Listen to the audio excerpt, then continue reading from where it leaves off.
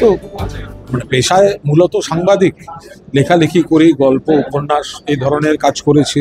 12 বছর আগে একটি গানের অ্যালবাম করেছিলাম, 12 বছর গ্যাপ ছিল। এরপরে আমার যারা সহকর্মী সহযোদ্ধা আছেন, অভিজিৎ ঘোষ, গৌতম ব্রহ্ম, যারা সংস্কৃতি চর্চাও করেন, সব মিলে ঠিক হচ্ছিল পুজোর গান। তো কসমিক হারমোনির মঞ্চ থেকে আমরা সেই গানগুলো তৈরি করার, মানুষের কাছে নিয়ে আসার একটা উদ্যোগ হলো। তো এখন সেখানে দুটি গান পুরোদস্তুর প্রেমের গান, কিন্তু সেখানে একটু নতুনত্ব রাখা হয়েছে। আমরা মূলত প্রেমের গানে একটু মধ্যবয়সী মানুষকে, ফেসবুক গানটিকে আমরা ক্যারেক্টারটা দেখিয়েছি, প্লাস এআই জেনারেটেড যে ক্যারেক্টার, সেই ভিডিওগুলি আমরা এক্ষেত্রে ব্যবহার করা হয়েছে। সেইখানকার শিল্পী অতনু খুব ভালো কাজ করেছেন। আর তৃতীয় গানটা সুর করেছেন গৌতম ব্রহ্ম, লিখেছি আমি, নারীর ক্ষমতায়ন নিয়ে। ফলে সমস্ত সমাজের সর্বক্ষেত্রে মহিলারা এত দাপটের সঙ্গে এত সুন্দর কাজ করছেন। কিছু ক্ষেত্রে পুরুষদের সঙ্গে পাল্লা দিয়ে বললে ভুল হবে, পুরুষদের থেকেও কিছু ক্ষেত্রে এত ভালো কাজ করছেন। এবার মা দুর্গার আবাহন মানে মাতৃশক্তির আরাধনা, সেই জায়গায় এই গানটি নারী শক্তিকে উৎসর্গ করে। আমি সেইটাই গানের মধ্যে প্রেমের এই ফেসবুকীয় আকুতিটা আনার চেষ্টা করেছি, এবং খুব সুন্দরভাবে রূপঙ্কর এবং শিউলি খুব সুন্দরভাবে সেই গানটি কিন্তু ফুটিয়ে তুলেছেন।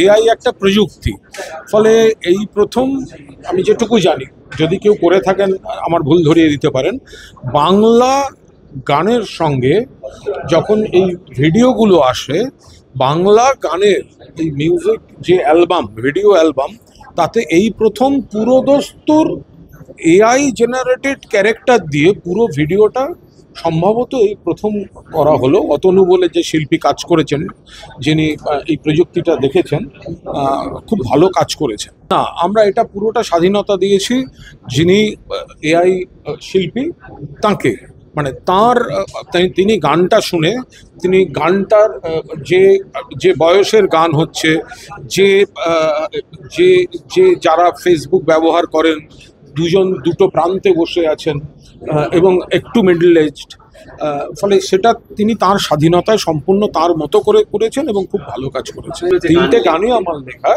এর মধ্যে প্রেমের 2টি গানে আমি সুরটা দিয়েছি, আর তৃতীয় গানটিতে গৌতম ব্রহ্ম সুর দিয়েছে।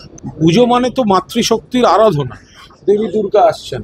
ফলে সেই জায়গায় দাঁড়িয়ে আজকে যত দিন যাচ্ছে, নারী শক্তি এগিয়ে আসছেন, নারীর ক্ষমতায়ন সমস্ত জায়গায় তারা যেভাবে এগিয়ে আসছেন, আজ মানে ট্রেন চালাচ্ছেন, প্লেন চালাচ্ছেন, যুদ্ধে যাচ্ছেন, test cricket, one day cricket, T20 খেলছেন, সাহিত্য, সংস্কৃতি, শিল্প, কৃষি, নির্মাণ কাজ, সমস্ত জায়গায় যেখানে পুরুষরা কাজ করেছেন সমানভাবে, বা হয়তো কিছু ক্ষেত্রে আরো ভালোভাবে মহিলারা কাজ করছেন, সেই জায়গাটিকে নারী শক্তির যে আবাহন এই দুর্গাপুজো উপলক্ষে তৃতীয় গানটিতে আমরা তার উপর জোর দিয়েছি। আমি কুণাল ঘোষের এই মানে নতুন, মানে ওর মুকুটে যে নতুন পালক পড়লো 3টে গান, এটার জন্য আমি ওকে অভিনন্দন জানাবো, এবং গানগুলো নিজে আমার খুব ভালো লেগেছে। 3টে গানেরই মধ্যে 2টো গান নিশ্চিতভাবে প্রেমের গান এবং আরেকটি নারী জাগরণের গান। ফলে আজকের দিনের এই যে পরিস্থিতি, তার মধ্যেও এই গানটা খুব, এই গানগুলো এর একটা সামাজিক তাৎপর্যও আছে। ফলে একই সঙ্গে একটা গান বিনোদনের দিক থেকে খুব সুন্দর, এবং সামাজিক তাৎপর্যের দিক থেকে খুব প্রাসঙ্গিক। এটা খুব ভালো, এবং যারা গান গেয়েছেন, যারা গানের অ্যারেঞ্জমেন্ট করেছেন, সুর দিয়েছেন, কম্পোজিশন সেট করেছেন, সেগুলো খুব ভালো। এআই এর মিউজিক ভিডিও আমরা আগে দেখেছি, বাংলা গানেও দেখেছি, কিন্তু কুণালের প্রথম গানেই যেটা হবে, তার জন্য আমার খুব ভালো লেগেছে, আনন্দ হয়েছে। এআই এর কাজও খুব ভালো হয়েছে, সেটাই বললাম যে খুব তাৎপর্যপূর্ণ, যে খুবই ভালো। এবং আমার মুখ্যমন্ত্রী গতকালই দেখেছেন যে কন্যাশ্রী এবং রূপশ্রীর জন্য আন্তর্জাতিক শিরোপা পেয়েছেন। ফলে এটা আমাদের রাজ্যের জন্য খুব ভালো।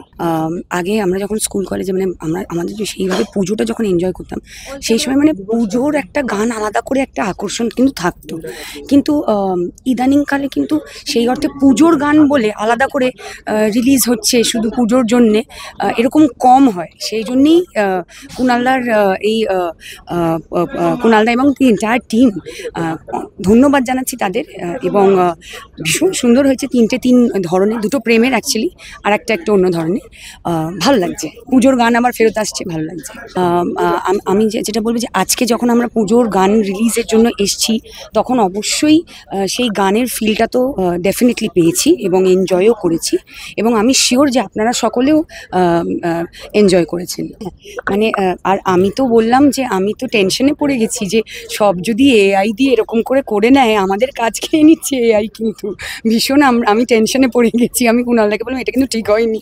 হ্যাঁ, দুটো গান, প্রথমটা দেখলাম যে এআই হলো, ঠিক আছে, তারপরে তো দেখছি এআই, আর এত সুন্দর ইমোশনগুলো ফুটেছে, মানে আমাদের জন্য টেনশনের ব্যাপার এটা। কিন্তু আসলে পুজো মানে তো প্রেম এবং পুজো মানে গান, তো সেই কারণে একটা পুরোদস্তুর পুজোর অ্যালবাম করা হয়েছে। কথা এবং সুর প্রেমের গানগুলোর ক্ষেত্রে কুণালদার করা, কুণাল ঘোষের।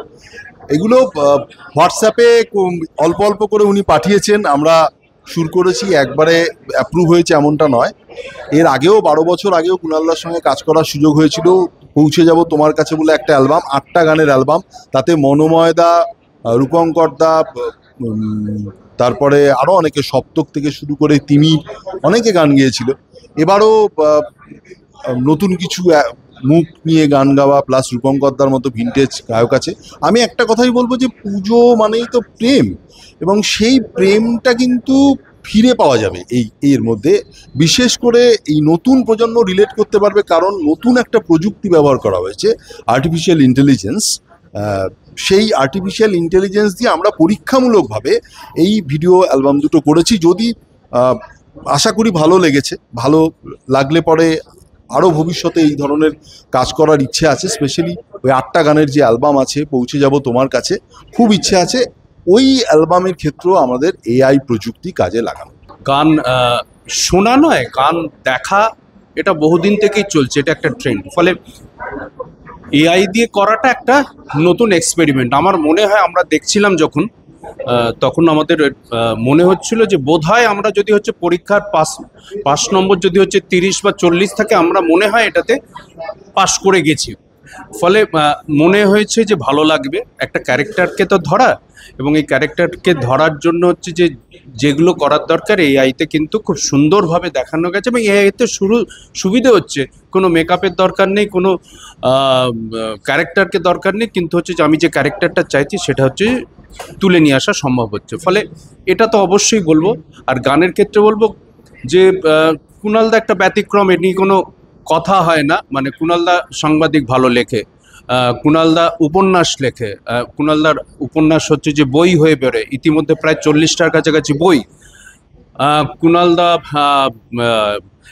উপন্যাস, কবিতা, এগুলো তো ছিলই, এটা নতুন সংযোজন। অনেক আগে থেকেই কুণালদা লিখতো, কিন্তু এটা যে একটু পেশাদার ভঙ্গিতে এটাকে হচ্ছে পরিবেশন করা, এই প্রথম আমরা, প্রথম না বলে দ্বিতীয় পর্ব বলা যায় যে আমরা এটা চেষ্টা করেছি, এবং অসাধারণ আমার মনে হয়েছে। এই ধরনের লিরিক, এই সময়ের লিরিক খুব আধুনিক এবং সময়কে তুলে ধরার একটা লিরিক কুণালদার।